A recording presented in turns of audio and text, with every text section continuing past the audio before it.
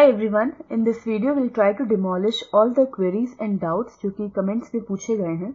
तो काफ़ी स्टूडेंट्स ने पूछा कि एस्से कैसे लिखना चाहिए, उसमें वर्ड लिमिट कितनी होनी चाहिए, कितना टाइम डिवोट करना चाहिए एस्से लिखने के लिए। Then there were questions about report writing format, thesis writing पे क्वेश्चंस है। तो हम इस वीडियो में उन सबको कवर करने की कोशिश करेंगे। उससे पहले आप सबको बहुत बहुत थैंक यू इतना अच्छे फीडबैक के लिए। आई एम रियली सॉरी, मैंने सोचा था कि मैं हर दिन वीडियो पोस्ट करूंगी, but unfortunately because of my bad health ये नहीं हो पाया। और पॉलिटी पे भी काफ़ी लोगों के कमेंट थे कि चैप्टर्स अपलोड करने के लिए, लेकिन वो भी नहीं हो पाया और अब तो टाइम भी इतना नहीं है। सो आई विल सजेस्ट कि अभी फिलहाल के एग्जाम के लिए CAPF एग्जाम में क्वेश्चंस बहुत ही फैक्चुअल आते हैं। अगर हम पॉलिटी की बात करें तो उसमें भी कंसेप्चुअल से ज्यादा डायरेक्ट क्वेश्चंस बहुत होते हैं कि सीधा आर्टिकल नंबर पूछ लेते हैं।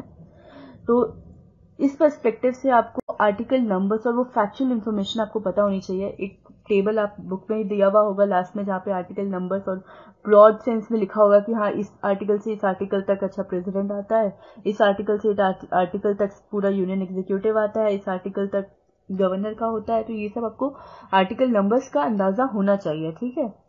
आर्टिकल 370 जैसे क्या है, स्पेशल स्टेटस के ऊपर है। आर्टिकल 371A क्या है, वो नागालैंड पर है, तो वो न्यूज में भी था थोड़ा, ठीक है। नागालैंड के कस्टमरी लॉज और लैंड ट्रांसफर वगैरह को लेके 371A है। तो ऐसे मतलब इतना फैक्चुअल क्वेश्चन, स्पेसिफिक क्वेश्चन भी पूछते हैं पेपर में, अगर आप प्रीवियस पेपर्स को देखें, ठीक है। अब सिविल सर्विसेज में बहुत कंसेप्चुअल क्वेश्चंस आते हैं, इसमें आर्टिकल नंबर्स नहीं पूछते हैं, लेकिन इसमें आर्टिकल नंबर्स पूछे जाते हैं। तो अगर आपका पॉलिटी कितना भी अच्छा हो पर लेकिन आपको ये फैक्चुअल चीजें याद ना हो तो फायदा नहीं होगा, ठीक है। तो ये आप लोग जरूर एक बार मतलब एग्जाम से एक दिन पहले वो आर्टिकल नंबर्स की पूरी लिस्ट टेबल जरूर देख लें। 3-4 दिन तक रोज 5-5 मिनट देखेंगे तो भी आपको अंदाजा हो जाएगा सारे का, ठीक है। Now let's start with the essay writing part. तो ऐसे लिखते हुए सबसे पहले तो यह इंपॉर्टेंट पॉइंट है कि आपको कोई भी एक एक्सट्रीम पॉइंट नहीं लेना है, ठीक है। You have to give the balanced answer, diplomatic type of answer देना है। ना आपको ये कहना है हाँ, ना आपको नहीं कहना है, आपको बीच में मिडिल वे निकालना है, ठीक है। अनबायस्ड ओपिनियन होनी चाहिए, पर्सनल ओपिनियन नहीं होनी चाहिए। जो भी आप ओपिनियन या कुछ भी आप लिख रहे हैं that should be based on facts, ठीक है। It should be logical and rational. For example, मान लो कि क्वेश्चन आया कि should bitcoins be legalise in India, ठीक है। अभी काफी ज्यादा न्यूज में ये था, गवर्नमेंट ने एक नोटिफिकेशन भी निकाला जहां से लोगों से राय पूछी गई। तो उस केस में आप क्या लिखेंगे? आप ना ये कहेंगे कि नहीं बिल्कुल नहीं करना चाहिए, ना आप ये लिखेंगे डायरेक्टली, ठीक है। आप ये लिखेंगे कि रेगुलराइज करना चाहिए, ठीक है, रेगुलेट करना चाहिए गवर्नमेंट को, ये चीज लिखेंगे।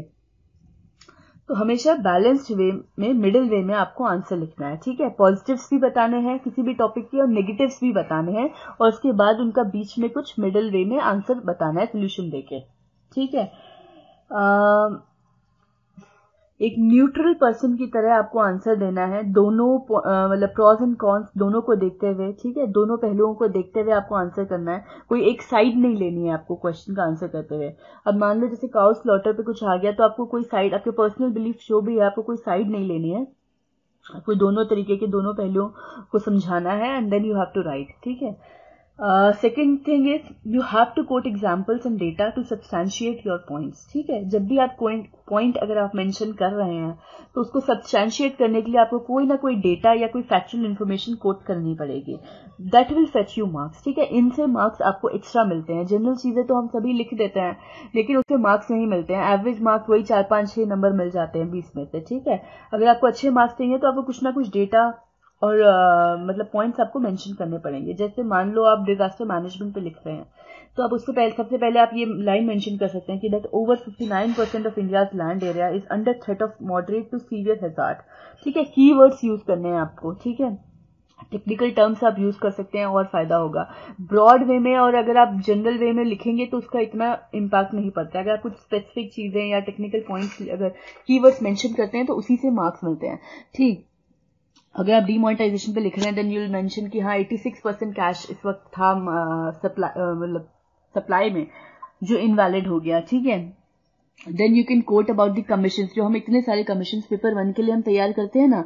आई एज्यूम कि आपने पूरा एक पेज बनाया होगा जिसमें सारे कमीशन लिखे होंगे, कमीशन के नाम लिखेंगे कि किस कमीशन किस चीज को लेके है, ठीक है। कौन सी रिपोर्ट्स आई, कौन पब्लिश करता है, कौन से इंडेक्सेस निकले और उसमें क्या निकला, ठीक है, वो सब आपने प्रिपेयर किया होगा पेपर 1 के लिए। तो यहाँ टाइम है उन सब इन्फॉर्मेशन को यूज करने का, ठीक है। जब आपने इतने सारे इंडेक्सेस, ये शायद पहले डिस्कस कर चुके हैं हम, शायद फर्स्ट या सेकंड वीडियो में हम ये पॉइंट डिस्कस कर चुके हैं कि जो आपने इंडेक्सेस लिखे हैं उसमें से जो इंपॉर्टेंट इंडेक्सेस हैं, जैसे ग्लोबल कॉम्पिटेटिव इंडेक्स हो गया, इकोनॉमिक्स को लेके, या मतलब हर एक थीम को लेके कुछ कुछ जो इंडेक्सेस इंपॉर्टेंट है वो आप एक जगह याद कर सकते हैं, ठीक है। आंसर राइटिंग में वो आपको काफी हेल्पफुल होंगे, ठीक है। मान लो आप एजुकेशन पे लिख रहे हैं, देन यू कैन राइट कि TSR सुब्रमण्यम का कमीशन आई रिपोर्ट आई थी, ठीक है, उसके बारे में लिख सकते हैं। इंडेक्सेस की बात अगर कर रहे हैं तो मान लो फूड सिक्योरिटी की बात कर रहे हैं तो आप ग्लोबल हंगर इंडेक्स के बारे में मेंशन कर सकते हैं, ठीक है। तो ये इंडेक्सेस और जो कमीशन रिपोर्ट्स आप याद करते हैं पेपर 1 में वो यहाँ काम आएगा, ठीक है, वो आपको मार्क्स दिलवाएगा। Now next point is you have to mention about constitutional provisions. जैसे हमने एजुकेशन की ही मैंने बात करी, तो उसमें आप सबसे पहले आप आर्टिकल 21A की बात तो लिखेंगे ही, राइट टू एजुकेशन, उसके बारे में तो आप मेंशन करेंगे ही। देन DPSP की बात करें तो आर्टिकल 45 है, हाँ आर्टिकल 45 है DPSP में एजुकेशन को लेके, ठीक, तो आप उसे मेंशन करेंगे, ठीक है। जो जो एक्ट आए 2009 एक्ट आया जो, उसे मेंशन करेंगे। पॉलिसी रिलेटेड जो भी चीजें आई उसे मेंशन करेंगे, ठीक है। Next you will also mention about the government schemes and initiatives taken. तो सर्व शिक्षा अभियान चलाया गया, मिड डे मील्स चलाए गए, तो वो आप मेंशन करेंगे। मिड डे मील्स आप मेंशन कर रहे हैं तो मुझे याद आ रहा है कि मिड डे मील्स में क्या था, प्राइमरी जो स्टूडेंट होता है उसको, प्राइमरी क्लास का स्टूडेंट होता है तो कम से कम 300 कैलोरीज देनी चाहिए पर डे, और 8 से 12 ग्राम प्रोटीन देना चाहिए, और ये सब चीजें कम से कम 200 दिनों के लिए देनी चाहिए। तो ये डेटा जो अगर आप मेंशन कर देते हैं अपने आंसर में तो उससे आपको मार्क्स आपके बढ़ते हैं, ठीक है। तो इस टाइप का फैक्चुअल डेटा और ये पॉइंट्स का ये आपका इंपॉर्टेंस है, ठीक है। तो ये चीजें आपको मेंशन करनी है। तो आप क्या कर सकते हैं इसके लिए, जो ब्रॉड थीम्स है, ठीक है, ब्रॉड थीम्स है जो हमने शायद फर्स्ट वीडियो में डिस्कस किया था, उन पर थोड़ा थोड़ा डेटा आप लोग याद करके जा सकते हैं, ठीक है। 3-3, 4-4 लाइनें आप लोग याद कर सकते हैं। अगर एजुकेशन के बारे में तो हाँ उसके बारे में क्या क्या फैक्चुअल चीजें हैं वो आप देख लीजिए। डिजास्टर मैनेजमेंट के बारे में तो क्या क्या एक्ट्स उसमें निकले, क्या क्या पॉलिसीज निकली, वो आप कौन से आर्टिकल में आता है वो थोड़ा सा ध्यान रहेगा तो आप लिख सकते हैं, ठीक है। उसके साथ उससे आपको मार्क्स मिलेंगे। बाकी जो बॉडी में आपको लिखना है कंटेंट, वो तो आपने इतना सब कुछ एक साल पढ़ा है तो वो तो आपको अपने आप रिकॉल हो जाएगा, आप लिख ही लेंगे ना, वो सारी चीजें तो आप लिख ही लेंगे। पर ये पॉइंट्स अगर आप एक्स्ट्रा ऐड कर दे तो एक्स्ट्रा मार्क्स मिलते हैं। Now third thing is you have to be optimistic in your approach, ठीक है। ये नहीं लिखना है कि मतलब सीधा ये नहीं लिखना है कि गवर्नमेंट बर्बाद है, कुछ नहीं हो सकता, कुछ भी करने का कोई फायदा नहीं है, ये आपको नहीं लिखना। यू हैव टू राइट कि हाँ बहुत कुछ हो रहा है, इंडिया ने बहुत ज्यादा प्रोग्रेस करी है, पर स्टिल अभी कुछ चीजें ऐसी बाकी हैं जिन पे और काम करना बाकी है। फॉर एग्जाम्पल अगर मैं कहूँ कि पॉवर्टी के बारे में मैं लिख रही हूँ, देन आई विल राइट कि हाँ बहुत गरीबी है, पर MG नरेगा जैसा इनिशिएटिव भी गवर्नमेंट ने चलाया जिसका बहुत फायदा हुआ, लोगों को बहुत मदद हुई, ठीक है। उसका मतलब आप मेंशन कर सकते हैं ना कि इतने % इंक्रीज हुआ, ठीक है, इतने % लोगों में मतलब लोगों का लिविंग स्टैंडर्ड बढ़ा है, तो इस टाइप से आप इंडेक्स भी मेंशन कर सकते हैं। लिविंग स्टैंडर्ड की इंडेक्स है वो भी मेंशन कर सकते हैं। तो मतलब इस टाइप से आप लिखना है कि MG नरेगा से फायदा हुआ, लेकिन स्टिल अभी भी इम्प्लीमेंटेशन कंसर्न्स बाकी हैं और अभी इम्प्रूव करना बाकी है। This is scope for improvement, ठीक है। और ट्रांसपेरेंसी और अकाउंटेबिलिटी अगर बढ़ा दी जाए, ठीक है। डिजिटल मैपिंग जो कि अभी नई स्टार्ट की है गवर्नमेंट ने MG नरेगा के सारे प्रोजेक्ट्स पे, वो अगर हम स्टार्ट करा दे तो और ट्रांसपेरेंसी अकाउंटेबिलिटी बढ़ेगी जिससे और फायदा होगा, ठीक है। तो you have to write like this कि there is a scope for improvement. Last line यही होनी चाहिए कि ठीक है सब कुछ अच्छा है, सब कुछ और फायदा हो रहा है, लेकिन अभी इम्प्रूवमेंट का फिर भी स्कोप बचा है और हमें और काम करने चाहिए, ठीक है। इश्यूज भी मेंशन करने हैं, लेकिन इश्यूज के साथ साथ उनके सॉल्यूशंस भी देने हैं, ठीक है। जैसे अब आप मान लो डीमोनेटाइजेशन के बारे में लिख रहे हैं, तो मान लो ठीक है डीमोनेटाइजेशन बिल्कुल फर्जी था, कुछ नहीं हुआ, लेकिन यू हैव टू राइट ना कि हाँ करप्शन कर्व हुआ, ब्लैक मनी में या फिर टेररिस्ट एक्टिविटीज में जो फंड किया जाता है या फेक करेंसी कम हुई, ये सब आपको अच्छी बातें लिखनी है, भले ही ये सब कुछ नहीं हुआ, but you have to write all these things, ठीक है। Then the most important point, write what is being asked, not what you know. हमारे साथ जनरली क्या होता है कि अगर हमने कुछ बहुत अच्छा सा याद करके गए हैं ना, हम कोई बहुत धांसू सी लाइन याद करके गए हैं, तो भले ही क्वेश्चन में वो आए कि नहीं आए, हम कहीं ना कहीं इसको कहीं ना कहीं इनकॉर्पोरेट करके लिख ही देंगे क्योंकि हमने याद किया है। तो you don't have to do this thing, ठीक है। जो क्वेश्चन में पूछा गया है, जो रेलेवेंस है क्वेश्चन का, वही आपको लिखना है, ठीक है। अपने आप से आपको भले ही इसके आसपास की दुनिया भर की चीजें आती है, पर उन सबको जबरदस्ती नहीं घुसाना है आंसर में, ठीक है। जो पूछा गया है सिर्फ उसी से स्टिक करिए। You have to focus that what is the demand of topic, और उसी से लेके आपको आंसर लिखना है, ठीक है। सिंपल वर्ड्स का इस्तेमाल कीजिए, कोई हाई वोकैबुलरी इस्तेमाल करने की जरूरत नहीं है कि आपको अपनी वोकैबुलरी शो करनी है। ऑफकोर्स अगर हो तो अच्छी बात है, मार्क्स बढ़ते हैं, लेकिन इतना ज्यादा भी इसमें नहीं खोना है। सिंपल रहिए तो भी इसमें मार्क्स अच्छे मिल जाएंगे आपको, ठीक है। और सच पूछे तो इतना टाइम भी नहीं होता है। आपको कितना टाइम मिलेगा? हाँ, मोस्ट इंपॉर्टेंट थिंग है कितना टाइम मिलेगा आपको एस्से लिखने के लिए। 20 मार्क का एक एस्से है, 4 एस्से लिखने हैं आपको, 6 एस्से आपके टोटल आएंगे, 2 चॉइसेस होंगी। See with this one point I also want to specify. Comment में किसी एक स्टूडेंट ने ये भी पूछा था कि क्या हमें इंडिया इजराइल रिलेशनशिप पढ़नी चाहिए कि नहीं पढ़नी चाहिए, क्योंकि 25 साल पूरे हो गए हैं हमारे डिप्लोमेटिक रिलेशंस को लेके। सी इम्पोर्टेंट है, ऑफकोर्स मैं ये थोड़ी कहूंगी कि इम्पोर्टेंट नहीं है, पर अभी का फिलहाल आपके सिर्फ 10-12 दिन मान के चलो बचे हुए हैं। अब 10-12 दिन में हम सब कुछ नहीं पढ़ सकते हैं, ठीक है। सिर्फ इम्पोर्टेंट पॉइंट्स जो है, सिर्फ इम्पोर्टेंट टॉपिक्स जो है, हम वही रिवाइज करने होंगे हमें। ऐसा मान के चलो कि अब अगर ये समझ नहीं आ रहा कि इम्पोर्टेंट पॉइंट्स कौन से हैं, तो ये मानो कि 1 घंटे बाद पेपर है। अगर आप ये मानेंगे कि 1 घंटे बाद या कल पेपर है, तो अपने आप आपको पता चल जाएगा कि इम्पोर्टेंट पॉइंट्स या इम्पोर्टेंट सब्जेक्ट टॉपिक्स कौन से हैं, ठीक है। अभी अगर 6 ऐसे दिए गए हैं, तो इंटरनेशनल अफेयर्स का मुझे पता है कि सिर्फ एक ही मैक्सिमम क्वेश्चन पूछा जाएगा। अब वो जो एक मैक्सिमम क्वेश्चन पूछा जाएगा, उसमें भी मुझे ऐसे में चॉइस है, तो मैं क्यों अपना टाइम डिवोट करूं उस पूरे एक नए चैप्टर, नए सब्जेक्ट को पढ़ने में, ठीक है। जब चॉइस भी है, अगर वर्स्ट केस में मुझे नहीं आया तो मैं छोड़ दूंगी, ठीक है। और भी तो 5 टॉपिक है मेरे पास। और दूसरा, अगर मुझे प्रिपेयर करना ही है तो सबसे इंपॉर्टेंट चीज देखूंगी ना मैं उसमें। सबसे इंपॉर्टेंट चीज है इंडिया यूएस का रिलेशन, बिकॉज ट्रम्प आए हैं, ठीक है। या फिर इंडिया और उसकी नेबरिंग कंट्रीज जो हैं, जैसे चाइना, नेपाल, बांग्लादेश, ठीक है, जो नेपाल पे पिछली बार क्वेश्चन आ चुका है। तो ये जो आसपास की कंट्रीज हैं, इनसे रिलेशन कैसा है, इस पे थोड़ा बहुत देख सकती हूँ। चाइना सबसे ज्यादा न्यूज पे रहता है, वो देख सकती हूँ। और अगर मुझे सेंट्रल एशिया के बारे में पढ़ना है तो मैं ओवरव्यू की काइंड ऑफ पढ़ लूंगी कि हाँ, सीरियन क्राइसिस क्या था, सेंट्रल एशिया में हुआ क्या, इजराइल पैलेस्टीन क्या इशू था, वो सब चीजें। और वो सब आपने इतना टाइम, 1 साल न्यूज़पेपर पढ़ा है, तो आपको थोड़ा बहुत आइडिया तो होगा ही ना कि इजराइल में क्या चल रहा था। सीरिया में क्राइसिस चला तो वहां बैटल ऑफ एलेप्पो थी, या 4 पार्टीज थी, कौन सी 4 पार्टीज थी, ठीक है। वो सब आपको पता होगा कि यूएसए था, वो रिबेल्स को सपोर्ट कर रहा था, रशिया था, रशिया और शिया जो थे वो अल बशर को सपोर्ट कर रहे थे। तो वो सब चीजें आपने जब इतना न्यूज़पेपर पढ़ा है तो आपको थोड़ा बहुत अंदाजा होता ही है। पर्टिकुलरली इसको अभी प्रिपेयर करना नहीं चाहिए, टाइम अभी है नहीं, सिर्फ इंपॉर्टेंट चीजें पढ़ी हैं, ठीक है। प्रेसिडेंशियल इलेक्शन भी उसने कहा था, जो काफी इंपॉर्टेंट था, तो वो आप प्रेसिडेंशियल इलेक्शन क्योंकि अभी होने भी वाले हैं, और तो उसके बारे में आप जरूर पढ़ सकते हैं, और जो रिलेटेड टॉपिक्स हैं वो भी आप लोग जरूर देखें, ठीक है। ये तो एक ये बात हो गई कि इंपॉर्टेंट चीजों को पहले पढ़ना है, सबसे पहले। इंपॉर्टेंट चीजों को बाद के लिए मत छोड़िए, इंपॉर्टेंट चीजों को सबसे पहले पढ़िए। इधर उधर की बेकार की चीजें में अभी टाइम वेस्ट मत करें, ठीक है। जो पेपर में आने वाला है उससे पढ़ें।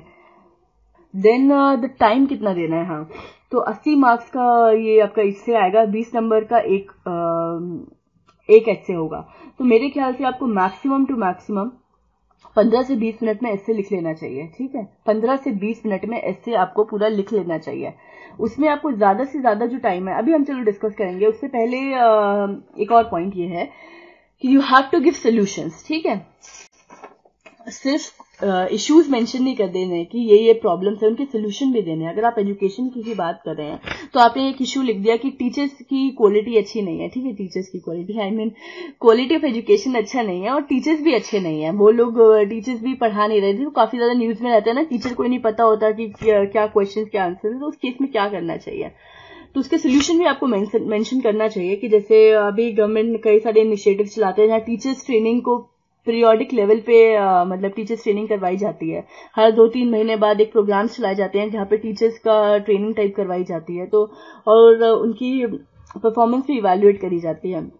तो इस टाइप के सोल्यूशंस भी आपको साथ में कोट करते रहने चाहिए। और कुछ अगर सोल्यूशन समझ में नहीं आए ना, तो ये सारी चीजें तो मतलब कोई मान लो कोई गवर्नमेंट प्रोजेक्ट इनिशिएटिव है तो मॉनिटरिंग और इवैल्यूएशन ऑफ प्रोजेक्ट सबसे जरूरी है। इम्प्लीमेंटेशन जरूरी है। आपने पूरा प्लान तो बना लिया लेकिन उसका इम्प्लीमेंटेशन बहुत जरूरी है।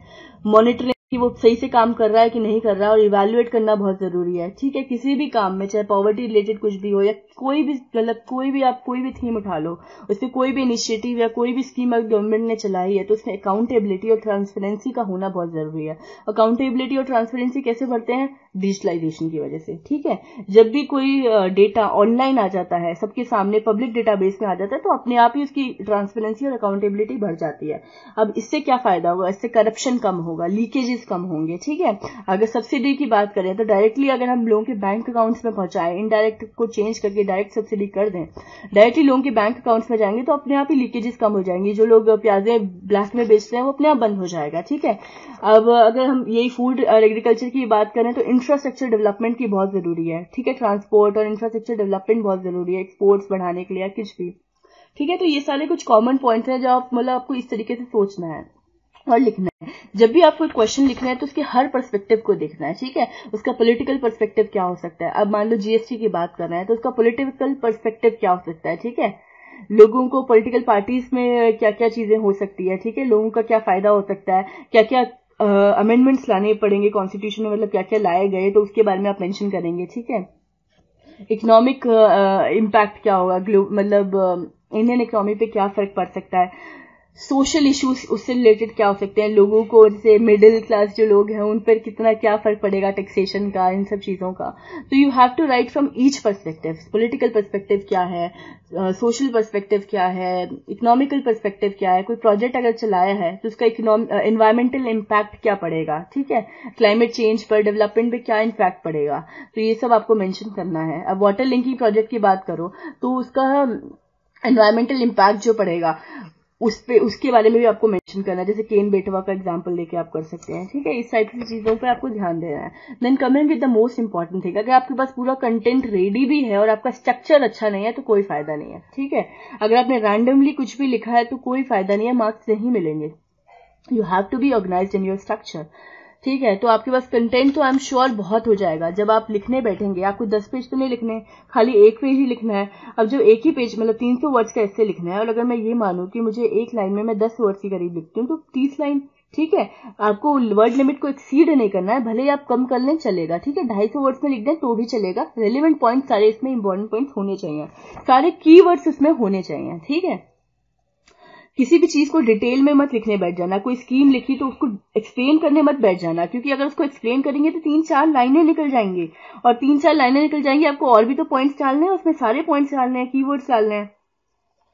तो सिर्फ उनके चीजों के नाम उठा के आपको डालने हैं बेसिकली, थोड़ा थोड़ा, बस 3-4 वर्ड्स में, 5-6 वर्ड्स में, एक लाइन में मैक्सिमम आप एक्सप्लेन कर दीजिए उन्हें।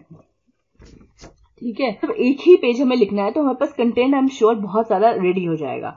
अब उसको करना है ऑर्गेनाइज। तो अगर आपके पास 15 से 20 मिनट है, मानिए आप 17-18 मिनट में अपना पूरा ऐसे कंप्लीट कर रहे हैं, तो उसमें आप पहले जो 7-8 मिनट है या उससे 10 मिनट भी चलो मान लो, अगर आप सिर्फ रफ में ये डिसाइड करने में कि क्या पहले लिखना है क्या बाद में लिखना है। ठीक है, रफ में सारे पॉइंट्स नोट कर लीजिए, जो जो आपके दिमाग में आ रहे हैं सारे पॉइंट्स को जोट डाउन कर लीजिए, उन्हें ऑर्गेनाइज किए कि पहले क्या आएगा, नीचे क्या आएगा, इंट्रोडक्शन कैसे लिखना है, क्या मुझे कोट डालनी है, कौन सी कोट डालनी है, कौन सा एग्जाम्पल कोट करना है। ठीक है, रिसेंट का क्या क्या एग्जाम्पल कोट करना है, सोल्यूशन क्या डालना है, ये आप रफ में लिख लीजिए। ठीक है, एक रफ में एक स्ट्रक्चर बना लीजिए। इसमें अगर आपको 7-8 मिनट लग जाते हैं कोई प्रॉब्लम नहीं है, 10 मिनट भी लग जाते हैं कोई प्रॉब्लम नहीं है, क्योंकि एक बार आपका स्ट्रक्चर रेडी हो गया फिर लिखने में टाइम नहीं लगेगा। ठीक है, फिर आप 5 मिनट में भी पूरा क्विकली एक पेज लिख सकते हैं। एक पेज 5-6-7-8 मिनट लिखने, मतलब 7-8 मिनट से ज्यादा नहीं लगेगा आप क्विकली अगर एक पेज लिखेंगे तो। ठीक है, जो अगर ऑर्गेनाइज पहले किया हुआ हो तो इससे फायदा क्या होगा, आप रैंडमली जो लिखते हैं तो उसमें आप लिखते चले जाते हैं, बाद में याद आता है आपको, अरे इंट्रो में ये पॉइंट लिख देती तो अच्छा होता, ये कोड डाल देती तो अच्छा होता, तो वो चीज नहीं होगी, ओवर राइटिंग नहीं होगी, कटिंग नहीं होगी। ठीक है, तो इसका अब देखने में, यार अब सही बात तो यही है ना कि देखने में कोई चीज सुंदर हो तभी इंसान का मन करता है उसे पढ़ने का। तो इसलिए आपको क्लियर हैंडराइटिंग में लिखना है। मैंने यहाँ पे सुंदर हैंडराइटिंग नहीं बोला है, मैंने यहाँ क्लियर हैंडराइटिंग बोला है। तो किसी की हैंडराइटिंग अगर अच्छी नहीं भी है तो कोई प्रॉब्लम नहीं है, अगर आप उसको क्लियरली लिखेंगे, प्रॉपर स्पेसिंग के साथ लिखेंगे तो वो भी अच्छा लगेगा, तो वो भी पढ़ने में आएगा। ठीक है, बस इतना होना चाहिए कि राइटिंग आपकी लेजिबल हो, पढ़ने में आ जाए, दैट इज फाइन। सुंदर नहीं भी हो तो चलेगा, आप प्रॉपर स्पेसिंग देंगे तो वो चीज ठीक हो जाएगी। ठीक है, लाइनों के बीच में स्पेस देंगे, लाइनें ऐसे नहीं कि टेढ़ी मेढ़ी जा रही हैं, थोड़ा उसका थोड़ा ध्यान रख सकते हैं आप लोग। ठीक है, कटिंग करना है तो पूरा घुचमुच नहीं कर देना उसको, सिंपल अगर आपको काटना भी पड़े तो एक लाइन, स्ट्रेट लाइन मार दीजिए, ठीक है। उसको घुचमुच करके काटिए मत, वो मत करना, ठीक है। Then second thing which you can focus is, अच्छा किसी ने पूछा था कि सब हेडिंग्स डाल सकते हैं कि नहीं डाल सकते हैं, हेडिंग्स डाल सकते हैं कि नहीं डाल सकते हैं। तो मेरे ख्याल से अभी आपका ये शॉर्ट ऐसे ही है, कोई हम 4-5 पेज का ऐसे तो लिख नहीं रहे हैं, तो अगर शॉर्ट ऐसे ही है, उसमें मान लो आपको 1 पेज के करीब लिखना है, उसमें 3-4 पैराग्राफ होंगे आपके, उसमें तो आप सब हेडिंग्स को थोड़ा अवॉइड ही कीजिए, जरूरत नहीं है सब हेडिंग्स की, ठीक है। इतना हमारा इतना बड़ा वाला ऐसे नहीं है। अगर तो आपके पास बहुत अच्छी हेडिंग है तो आप ठीक है, आप लिख सकते हैं, कोई बुराई नहीं है, लेकिन आप अवॉइड कीजिए, मैं तो यही कहूंगी, ठीक है। पैराग्राफ्स में ही लिखिए, बड़ा जैसे कि मैंने कहा कि कोई बड़ा ऐसे नहीं है तो आप पैराग्राफ्स में ही लिखिए, और बुलेट पॉइंट्स भी नहीं लिखिए। बुलेट पॉइंट्स हम जनरली आंसर राइटिंग में यूज कर सकते हैं, जब हम सिविल सर्विसेज की मेंस की परीक्षा देते हैं तो हम उसमें बुलेट पॉइंट्स में आंसर्स लिख सकते हैं, डायग्राम्स या सब फ्लो चार्ट वगैरह बना के लिख सकते हैं। लेकिन जब हम एस्से लिख रहे होते हैं तो उसमें ये चीजें हम नहीं करते हैं, ठीक है। एस्से में जनरली पैराग्राफ फॉर्म्स में ही लिखा जाता है और वही अच्छा लगता है, ठीक है। वर्ड लिमिट से मतलब स्टिक करिए, एक्सीड मत करना, कम हो जाए चलेगा, कोई प्रॉब्लम नहीं है। इंपॉर्टेंट पॉइंट्स बशर्ते आपने सारे लिखे हों, ठीक है। तो जब भी आपका आंसर आंसर पूरा हो तो आप एक बार देख सकते हैं कि हाँ मैंने इंट्रोडक्शन लिख दिया, कंक्लूजन लिख दिया है, बीच की बॉडी में जो भी हमने पिछले पॉइंट्स डिस्कस करे हैं ना, तो उन्हें एक बार देख लीजिए। हाँ मैंने डेटा डाल दिया है, मैंने कॉन्स्टिट्यूशनल प्रोविजन जो इससे रिलेटेड आ रहा है, कोई ना कोई तो आ ही जाएगा ना, वो डाल दिया है। हाँ मैंने आर्टिकल नंबर डाल दिया है, मैंने एक्ट जो इस पे बना है अगर कोई आया है तो वो मैंने डाल दिया है, मेंशन कर दिया है, मैंने एग्जाम्पल मेंशन कर दिया है, कोई रिसेंट का एग्जाम्पल मेंशन कर दिया है, गवर्नमेंट की कोई स्कीम इनिशिएटिव मेंशन कर दिया है। तो ऐसे कुछ एक चेकलिस्ट ही अपने दिमाग में बना लीजिए कि हाँ ये मैंने मेंशन कर दिया है, ये मेंशन कर दिया है, मैंने चैलेंज भी मेंशन कर दिया है, उसको सोल्यूशन भी मेंशन कर दिया है। तो इस साइड से अपनी एक चेकलिस्ट टाइप बना लीजिए मन में, और वो चीज ध्यान रखिए जब आप आंसर ड्राफ्ट में बना रहे हो अपना स्ट्रक्चर, ठीक है। देन नेक्स्ट पॉइंट इज, अच्छा इंट्रोडक्शन हमेशा सब लोग कहते हैं कि बहुत अच्छा होना चाहिए, कि इससे क्या होता है ना, इससे फायदा ये होता है कि इंट्रोडक्शन अगर आपने अच्छी सी कुछ लाइनें स्टार्टिंग में लिखी है तो जो भी आपका ऐसे पढ़ रहा होता है उसका एंगेजमेंट बना रहता है, वो पूरा ऐसे पढ़ता है। जनरली वरना क्या हो सकता है कि स्टार्टिंग में पढ़ा तो उसको लगा ये तो पता नहीं क्या लिखा है, तो भले ही आपने बाद में अच्छा लिखा हो, मे बी वो बस ऊपर से ऐसी रीड मार ले, ठीक है, इतना ध्यान से ना पढ़े, बस ऊपर से देख लेगा कि हाँ ये लिखा है ये लिखा है, तो वो चीज पे ध्यान देना है आपको, ठीक है। इंट्रोडक्शन अच्छा होना चाहिए, उसके लिए आप क्या कर सकते हैं, वही जो मैंने एक बार शायद पहले भी मेंशन किया था, गूगल कीजिए सारे महान लोगों की, जैसे गांधी जी हमारे प्यारे, उनकी आइडियोलॉजी पर या उन पे बेस्ड सारे कोटेशंस नोट कर लीजिए, ठीक है। और फिर अलग अलग थीम्स पे क्या क्या कोटेशंस हो सकती हैं, एजुकेशन को लेके, इकोनॉमिक्स को लेके, पॉलिटी को लेके क्या क्या लोगों की थीम्स है, मतलब लोगों की क्या क्या मतलब सोच है, आइडियोलॉजी या कुछ कोटेशंस है, उन्हें एक पेज पे लिख लीजिए, 1-2 पेज पे, और पेपर पे जाने से पहले उसे रिवाइज कर लीजिए। तो वो काफी मतलब हो सकता है ना आपके काम में आ जाए, कहीं ना कहीं तो घुसा ही सकते हैं उन्हें, ठीक है। तो वो आप जरूर पढ़ लें, मतलब अगर ये भी नहीं कि बिल्कुल इररिलेवेंट हो, कहीं नहीं भी आ रहा हो तो जबरदस्ती नहीं लिखना, बट कहीं ना कहीं प्रोबेबिलिटी है कि आप इतना करते जाएंगे तो कोई ना कोई कोटेशन तो आपकी यूज हो ही जाएंगी, ठीक है। तो ये लिखा है कि जो मेजर ब्रॉड थीम्स हैं उन पर आप थोड़ा थोड़ा डेटा प्रिपेयर करके जाइए ताकि आप उस पर लिख सकें, ठीक है, ठीक है। I think that's all. तो बेसिकली आपको क्या करना है, कोई भी ऐसे आता है उसके 3-4 लाइन में इंट्रोडक्शन दो और लास्ट में 3-4 लाइन में कंक्लूजन दो। अब आया बीच का पार्ट, 4-5 पॉइंट, 3-4 पॉइंट पॉजिटिव्स के डालो, 3-4 पॉइंट नेगेटिव के डालो, ठीक है। और इतना लिखना है और ऐसे कंप्लीट है। बैलेंस्ड रहिए, कोई एक साइड मत लीजिए, उसको अच्छे से ऑर्गेनाइज कीजिए, क्लियर हैंडराइटिंग में स्पेसिंग के साथ लिख दीजिए, स्पेसिंग के साथ, बस इतना काफी है, ठीक है। इश्यूज दीजिए, सोल्यूशंस दीजिए। Now coming with the precise writing. तो प्रिसाइज राइटिंग का आपका क्वेश्चन आता है 15 मार्क्स का, ठीक है। और उसमें आपको जितनी भी लेंथ दी हुई होती है उसका 1/3 लेंथ में आपको आंसर लिखना होता है। मतलब अगर पिछले साल के हम क्वेश्चन को देखें तो 402 वर्ड्स का राइटअप दिया हुआ था, उसको आपको 1/3 लेंथ में लिखना था, मतलब अराउंड 134 वर्ड्स में लिखना था। 134 वर्ड्स मतलब कितने हो गए, कुछ यही मतलब 10 से 15 लाइनें हो गई, ठीक है। अब इस वर्ड लिमिट को आपको एक्सीड नहीं करना है, भले ही आप कम कर लीजिए, और कम कर लीजिए, 10 लाइनों में लिख दीजिए खाली, वो चलेगा, ठीक है, लेकिन एक्सीड नहीं होना चाहिए।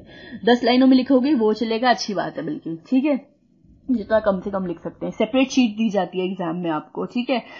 तो ये ध्यान रखिएगा, आप सेपरेट शीट आपको देंगे, उसमें आपको लिखना है, ठीक है। और टाइम कितना देना है, तो 10 से 12 मिनट में आपका ये मैक्सिमम टू मैक्सिमम 10 से 12 मिनट में आपका हो जाना चाहिए। देखिए इसमें सबसे इम्पोर्टेंट चीज क्या है इस प्रीसिज राइटिंग में, एक एग्जाम्पल है जो मैंने भी किसी वीडियो में या किसी लेक्चर में कहीं तो सुना था, जो मैं बता रही हूँ।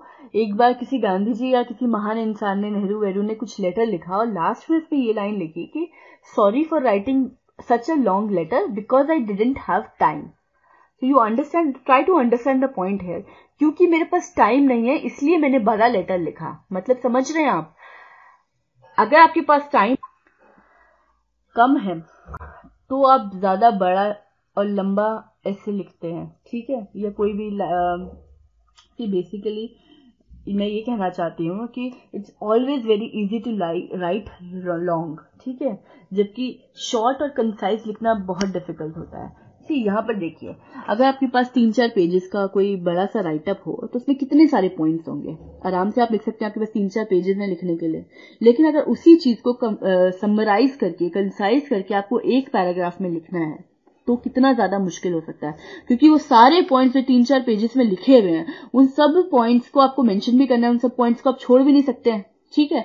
उन सभी इंपॉर्टेंट पॉइंट्स को आपको उस पर्टिकुलर एक ही पैराग्राफ में डालना है, तो ये कितना मुश्किल काम होगा। तो प्रिसाइज राइटिंग इतना इजी चीज नहीं है जितना हम सोचते हैं। शॉर्ट और कंसाइज लिखना हमेशा डिफिकल्ट होता है और लंबी चीज लिखना हमेशा आसान होता है, ठीक है। ये क्वेश्चन क्यों दिया जाता है या ऐसी वर्ड लिमिट क्यों रखी जाती है इन क्वेश्चंस में? जनरली आम जिंदगी में भी हमने देखा होगा कि कुछ लोग ऐसे होते हैं जो डायरेक्टली पॉइंट पर नहीं आते, ठीक है। दुनिया भर का बैकग्राउंड स्टोरी बनाते हैं, 1 घंटे तक राम कहानी कहते हैं, उसके बाद मेन पॉइंट पे आते हैं, ठीक है। तो ये चीज गलत है, हमें हमेशा जो इम्पोर्टेंट और रेलेवेंट पॉइंट्स हो उन्हें पहले कहना चाहिए, कम से कम बात करनी चाहिए। कहते हैं ना कि हमेशा हमें कम बोलना चाहिए, कम से कम बात में ज्यादा से ज्यादा पॉइंट्स को मेंशन करना, ज्यादा से ज्यादा पॉइंट्स मेंशन करते हुए कम लाइंस में अपनी बात को समझाना, ये बहुत जरूरी है आंसर राइटिंग में भी और आम जिंदगी में भी। क्योंकि आजकल इतना टाइम नहीं है कि आप पूरी कहानी बताएं लोगों को और फिर अपनी बात कहें, नहीं, हमें कम से कम शब्द में अपनी बात को पहुंचाना है, तो ये चीज बहुत जरूरी है। और एक ऐसी पोस्ट पर, एक ऐसी ऑफिसर पोस्ट पे तो ये क्वालिटी आप में जरूर होनी चाहिए कि आपको पता हो कि क्या चीज इंपॉर्टेंट है, क्या रेलेवेंट है और क्या बोलनी चाहिए और क्या नहीं बोलना चाहिए, ठीक है। Then coming with the approach of writing process, कोई ऐसा मेरे पास टिप्स नहीं है इंपॉर्टेंट, कोई होते भी नहीं है, सिर्फ एक ही चीज है इसमें प्रोसेस राइटिंग में, अंडरस्टैंडिंग। अगर आपको जो राइटअप दिया हुआ है क्वेश्चन में वो आपको समझ आ गया है, ठीक है, कि ऑथर कहना क्या चाह रहा है, उसकी थीम क्या है, ओवरऑल पूरे राइटअप की थीम क्या है, आपको वो चीज समझ में आ गई है अगर आपको, तो आप आराम से लिख सकते हैं। अगर आपको समझ ही नहीं आया है तो आप नहीं लिख सकते हैं, ठीक है। और अगर आपको समझ में आया है तभी आप उसको कंसाइसली लिख सकते हैं। अगर आपको समझ नहीं आया, एज इट इज सोच रहे हैं कि चलो उसी में से लाइनें उठा के नीचे कॉपी कर देते हैं, तो अगर आप ऐसा करेंगे तो डेफिनेटली आपकी वर्ड लिमिट एक्सीड हो जाएगी, ठीक है। तो वर्ड लिमिट एक्सीड ना हो उसका एक ही तरीका है कि आप अपने वर्ड्स में, अपनी खुद की लैंग्वेज में, अपने वर्ड्स में आप लिखें। और अपने वर्ड्स में आप तभी लिख सकते हैं जब आपको पैराग्राफ समझ में आया होगा, ओके। तो अंडरस्टैंडिंग इज वेरी इंपॉर्टेंट।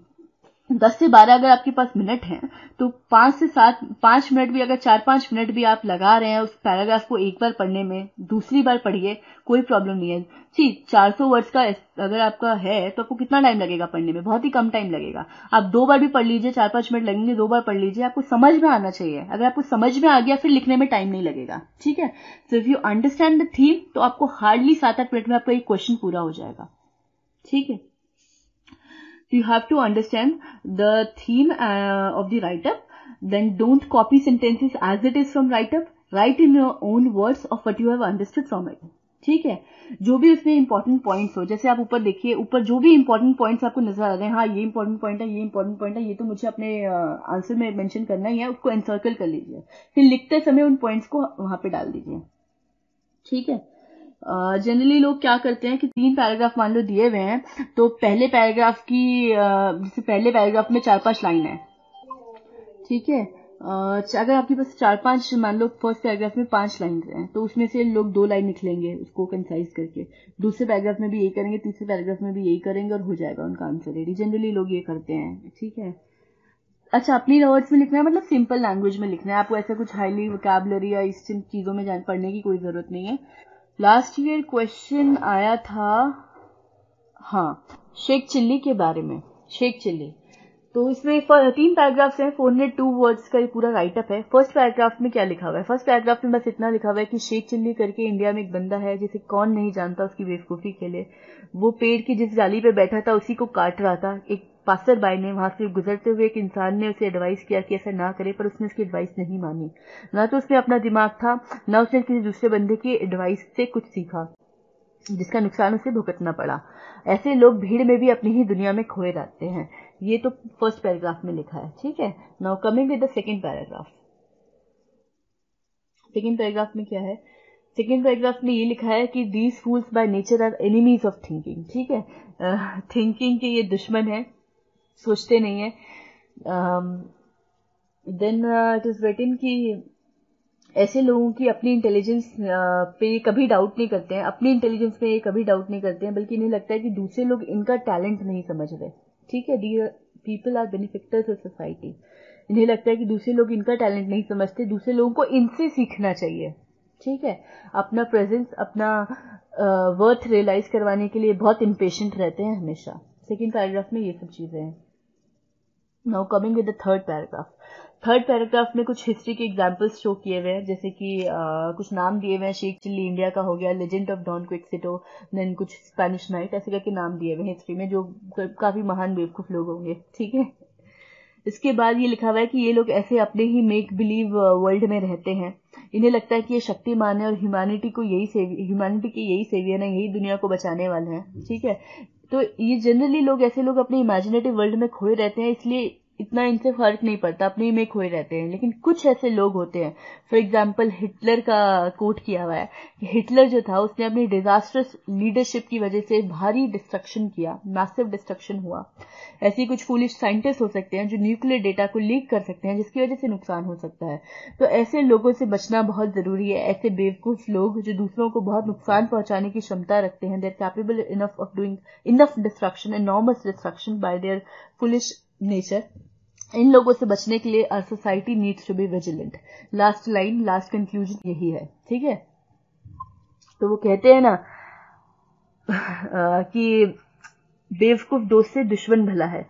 तो ऐसे ही बेवकूफ जो लोग होते हैं, वो भले ही हमें लगता है कि ये तो क्या कर लेंगे, लेकिन ये ऐसे ही लोग बहुत भारी नुकसान पहुंचा सकते हैं। उनसे बचने के लिए हमारी सोसाइटी को, हम लोगों को विजिलेंट होना चाहिए। लास्ट लाइनों में यही चीज समझाई हुई है। तो यही मेन थीम है इस पूरे राइटअप की। बेकार सा पैराग्राफ था वैसे तो, पर इसी थीम पे आपको कुछ लाइन लिखनी है। इसके बारे में आप नीचे कमेंट सेक्शन में आपके अपने आंसर्स पोस्ट कर सकते हैं। I will definitely correct them and right the model answer for it, ठीक है। नाउ ये वीडियो काफी लंबी हो गई है, तो हम रिपोर्ट राइटिंग नेक्स्ट वीडियो में डिस्कस करेंगे। और लंबी क्यों हो गई है? लंबी इसलिए हो गई है क्योंकि मेरे पास टाइम नहीं था, because I was not prepared. Time नहीं था इसीलिए लंबी हुई। अगर टाइम होता तो मैं इसी को कंसाइजली और अच्छे से प्रिपेयर करके कम टाइम में आपको एक्सप्लेन कर पाती, ठीक है। तो मे बी अगर मैंने टाइम होता मेरे पास और मैं इसे अच्छे से प्रिपेयर करती तो सिर्फ 15 मिनट में ये पूरा वीडियो कवर हो जाता, ठीक है। The same concept goes with the thesis writing, ठीक है। आपके पास कम टाइम होता है तो हम ज्यादा लिखते हैं जनरली, और ज्यादा टाइम होता है तो हम उसे अच्छे से कम में लिख पाते हैं। यही पूरा फंडा है, ठीक है। Now thank you, please write your feedback and thank you so much, bye bye.